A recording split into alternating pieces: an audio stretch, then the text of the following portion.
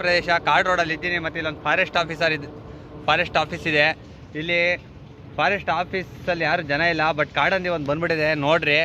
ಇಟ್ಲು ಕೆಳಗಡೆ ಇದೆ, ಮತ್ತು ಮುಂದೆ ಬರ್ತಾ ಇಲ್ಲ. ಇದು ಸಹ ಸಿಂಹ ಇರೋಂಥ, ಹುಲಿ ಸಿಂಹ ಇರೋಂಥ ಕಾಡೆ.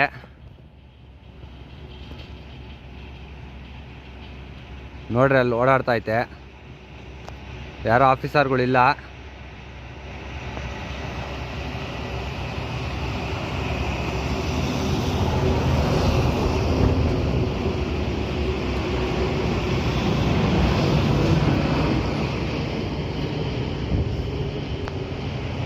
ನಾನಿಲ್ಲಿ ಸೈಕಲ್ಲು ಏರ್ ಹೊಡ್ಕೊಳ್ಳೋಣ ಅಂತ ನಿಲ್ಲಿಸ್ದೆ.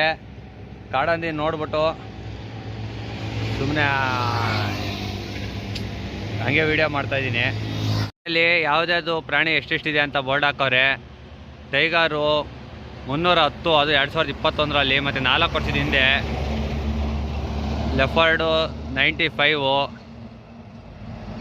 ಮತ್ತು ನೋಡ್ರಿ ಯಾವ್ಯಾವ ಎಷ್ಟೆಷ್ಟಿದೆ ಅಂತೆಲ್ಲ ಹಾಕಿದಾರಲ್ಲಿ.